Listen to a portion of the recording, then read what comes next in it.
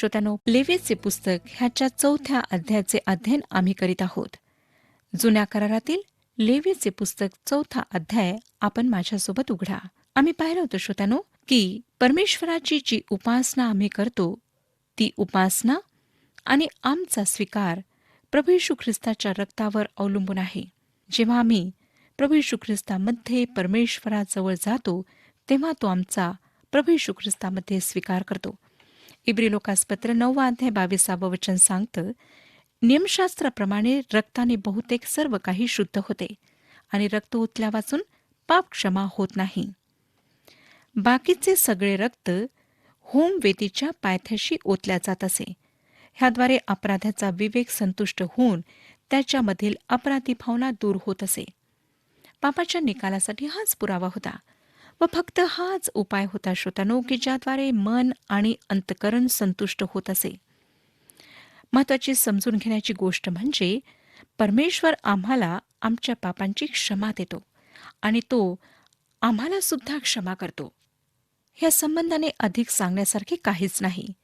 त्याने त्या पापांना समुद्रतळी टाकले आहे. पूर्व दिशा पश्चिमेपासून जितकी दूर आहे तितके त्याने आमचे अपराध आमच्यापासून दूर केलेले आहेत. तो आमच्या अपराधांना पुन्हा स्मरण करीत नाही. त्याने पापाचा प्रश्न मानवजातीकरिता पूर्णपणे सोडवलेला आहे. त्याने श्रोत्यानो माझ्या पापांची क्षमा केली आणि तो तुमच्या सुद्धा पापांची क्षमा करू शकतो. आणि त्याने हे कसे केले ह्या बाबतीत आश्चर्य करू नका. त्याने आमचे पाप, आमच्या अपराधी भावना दूर केलेल्या आहेत. जेव्हा आम्ही ख्रिस्ताकडे येतो तेव्हा तो आमचा स्वीकार करतो आणि त्या पापांना दूर करण्यासाठी ख्रिस्ताचे अर्पण पुरेसे आहे. आता श्रोत्यानो 8 ते 10 वचने बघा. 4था अध्याय 8 ते 10 वचने. नंतर पापार्पणाच्या गोऱ्याची सर्व चरबी काढावी, म्हणजे आतड्यांवर असलेली चरबी, त्यास लागून असलेली सर्व चरबी, दोन्ही गुर्दे, त्यांच्यावरची कमरेजवळची चरबी आणि गुर्द्यांपर्यंतचा काळजावरील पडदा ही वेगळी काढून घ्यावी. शांतार्पणाच्या यज्ञात जसे बैलाचे हे भाग काढून घेतात तसे ते वेगळे काढून घ्यावे व याजकाने त्यांचा होम वेदीवर होम करावा. श्रोत्यानो, पापार्पणाच्या विधीनंतर शांतार्पण आलेले दिसते. पापाची क्षमा झाली आहे. सहभागिता पुन्हा स्थापित झाली आहे. कार्य पुन्हा सुरू झाले आहे.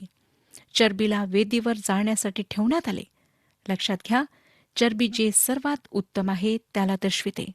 आता 11 आणि 12 वचने. गोऱ्याचे कातडे, सर्व मांस, डोके, पाय, आतडी, शेण असा सगळा गोरा त्याने छावणी बाहेर राख टाकाव्याच्या स्वच्छ ठिकाणी न्यावा आणि तो लाकडावर ठेवून विस्तवात जाळून टाकावा. राख टाकीत असतात तेथे तो जाळून टाकावा. ह्या ठिकाणी आता दुसऱ्या अर्पणांपासून हे अर्पण एकदम दूर झालेले दिसते. बैलाचा उरलेला हिस्सा छावणी बाहेर जाळण्यात येईल. आमचा विश्वास आहे की हा पापाच्या अधिक पापीपणावर भर देण्यात आलेला आहे. येथे पवित्रीकरण किंवा ख्रिस्तावर भर नाही, परंतु हा ख्रिस्त आहे, पापहरण करणारा ख्रिस्त, ज्याला आमच्यासाठी पाप करण्यात आले. श्रोत्यानो, प्राणी पापार्पण असे. इब्री लोकासपत्र 13 अध्याय 10 ते 14 वचने आम्हाला सांगतात. इब्री लोकासपत्र 13 अध्याय 10 ते 14 वचने. आपल्याला अशी वेदी आहे की जिच्यावरचे खाण्याचा अधिकार मंडपाची सेवा करणाऱ्यांना नाही, कारण ज्या पशुचे रक्त पापाबद्दल प्रमुख याजकाद्वारे परमपवित्र स्थानात नेले जाते त्यांची शरीरे तळाबाहेर जाळण्यात येतात.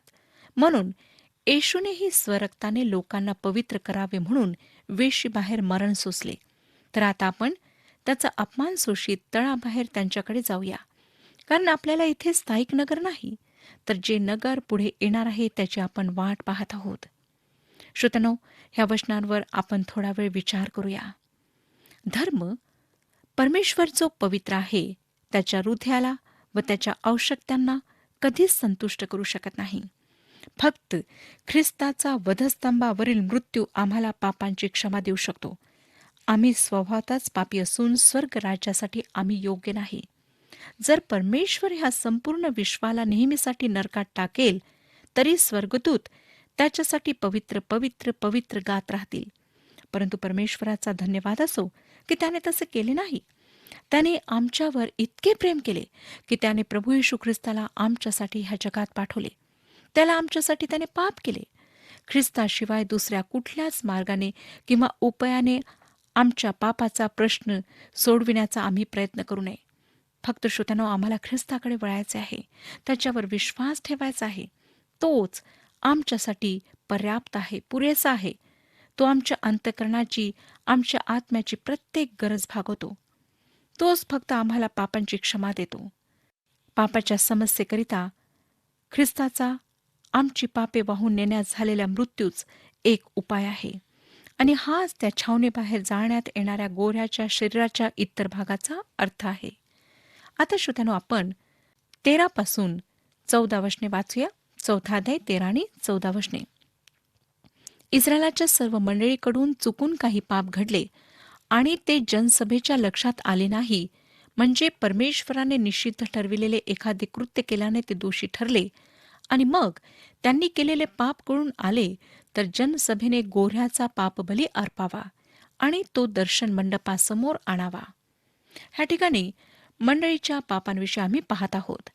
याचकासाठी जो पाप बली होता तोच मंडळीसाठी सुद्धा होता.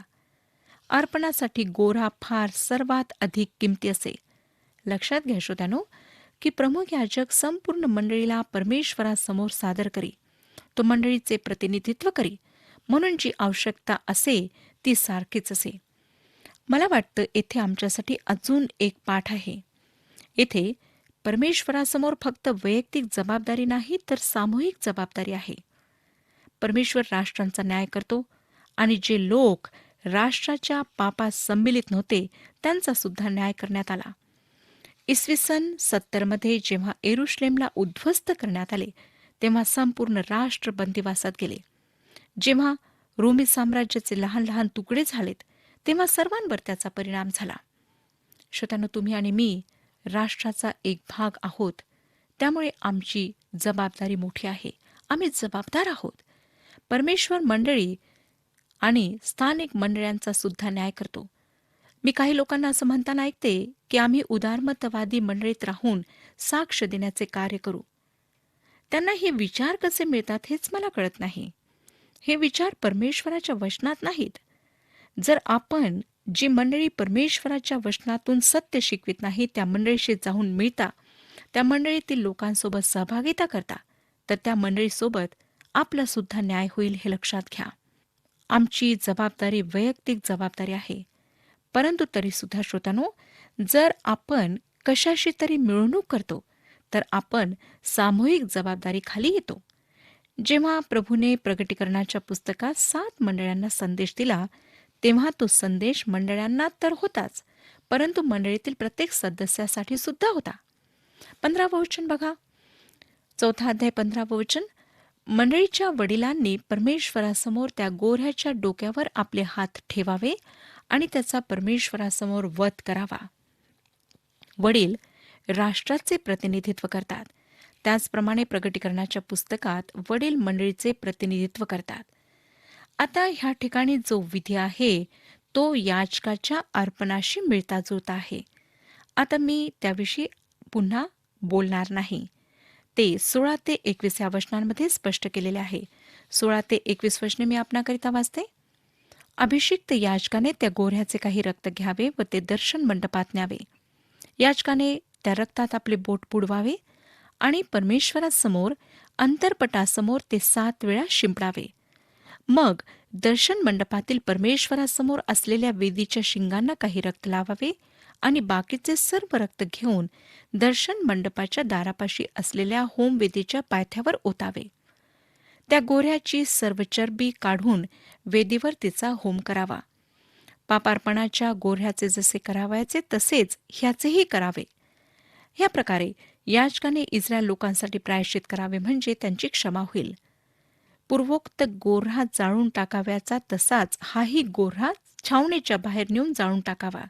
हे जनसभेचे पापार्पण होय. अधिपतीचे पाप ह्याविषयी आम्हाला पुढची वचने सांगतात. आपल्या लक्षात येईल श्रोत्यानो की ह्या सर्व वेगवेगळ्या समूहांनी अर्पण आणायचे होते, कारण हे सर्व पापी होते. प्रत्येक बाबतीत त्यांची जबाबदारी वेगळी होती. परंतु ते सर्व दोषी होते, अपराधी होते. ह्या ठिकाणी नागरिकांवर नेमलेला अधिपती आहे. जे अधिपती असतात त्यांच्याविषयी बहुधा लोक काही काही अफवा पसरवित राहतात. त्यांच्याविषयी लोकांना काही ना काही उलटसुलट सांगत राहतात आणि त्यांच्याविषयी लोकांमध्ये कुजबूज सुरू होते. हा दोष खरा असायला हवा. त्याचे पाप त्याच्या लक्षात यायला हवे. मगच त्याने आपले अर्पण आणायला हवे. पुन्हा अधिपती जबाबदारीच्या जागेवर आहे. त्याचे अर्पण मंडळी किंवा याजकापेक्षा कमी किमतीचे असे, परंतु खाजगी व्यक्तीच्या अर्पणापेक्षा त्याची किंमत किंवा त्याचे मूल्य अधिक असे. हाच पाठ हे आम्हाला शिकवते की अधिपती परमेश्वराकडून नेमलेले असतात आणि म्हणून देवाकरिता ते जबाबदार असतात. परंतु आज श्रोत्यानो, खेदाने म्हणावं लागतं की आमचे पुढारी लोक देवाला संतुष्ट करण्याचा प्रयत्न करीत नाहीत. मी त्यांच्या अनेक भाषणांना ऐकलेले आहे. ते लोकांना संतोषवितात, देवाला नाही. अधिपतीला दोषहीन बकरा आणावयाचा असे आणि तो नर असावा असे परमेश्वराने सांगितले होते. गोऱ्याप्रमाणे ह्या बकऱ्याचे अर्पण किमती नसे, त्याचे मूल्य फार कमी असे. विधी व रीती मात्र याजक आणि लोक ह्यांच्यासाठी जी असे तीच असे. लक्षात घ्या की मानवाचे पाप, मग ते खाजगी असो, तो खाजगी नागरिक असो, तरी तेच असे. तो ज्या प्राण्याला अर्पण करीत असे त्या प्राण्याच्या किमतीवरून त्याची जबाबदारी कळत असे. 21 ते 27 वचने सांगतात, पूर्वोक्त गोऱ्हा जाळून टाकावायचा, तसाच हाही गोऱ्हा छावणीच्या बाहेर नेऊन जाळून टाकावा. हे जनसभेचे पापार्पण होय. आपला देव परमेश्वर ह्याने निषिद्ध ठरविलेले कोणतेही कृत्य चुकून केल्यामुळे पाप घडून एखादा अधिपती दोषी ठरला आणि त्याने केलेले पाप त्याला कळून आले, तर त्याने एक दोषहीन बकरा बली देण्यासाठी आणावा. त्याने त्या बकऱ्याच्या डोक्यावर आपला हात ठेवावा आणि परमेश्वरासमोर जेथे यज्ञपशूचा वध करीतात तेथे त्याचा वध करावा. हे पापार्पण होय. मग याजकाने आपल्या बोटाने त्या पापार्पणाचे काही रक्त घेऊन होमवेदीच्या शिंगांना लावावे आणि बाकीचे रक्त होमवेदीच्या पायथ्यावर ओतावे. शांतर्पणाच्या यज्ञपशूंच्या चरबीप्रमाणे ह्याच्याही सर्व चरबीचा त्याने वेदीवर होम करावा. ह्या प्रकारे त्याच्या पापाबद्दल याजकाने प्रायश्चित करावे, म्हणजे त्याची क्षमा होईल. परमेश्वराने निषिद्ध ठरविलेले एखादे कृत्य चुकून केल्यामुळे पाप घडून सामान्य लोकांपैकी कोणी दोषी ठरला. ह्या ठिकाणी आता साधारण लोकांविषयी, सामान्य लोकांविषयी सांगण्यात आले आहे. अज्ञानतेमुळे केलेले पाप, परंतु देवाच्या आज्ञेविरुद्ध केलेले पाप, जे निषिद्ध ठरविण्यात आले आहेत त्या विरुद्ध केलेले पाप. पुन्हा श्रोत्यानो, हे अर्पण ती दोष भावना दूर करण्यास व विवेकाला संतुष्ट करण्यास होय. फक्त ख्रिस्ताचा मृत्यू आधुनिक माणसाच्या जीवनात असलेली दोष भावना दूर करू शकतो. मानसिक उपचारांद्वारे हे शक्य नाही. एखाद्या व्यक्तीच्या विवेकाला गरम लोखंडाने दागल्यास कदाचित तो त्या ठिकाणाहून दुसऱ्या ठिकाणी स्थानांतरित होईल, परंतु मानवाच्या अंतःकरणात खोल कुठेतरी ती विक्षिप्त दोषभावना कायम राहते.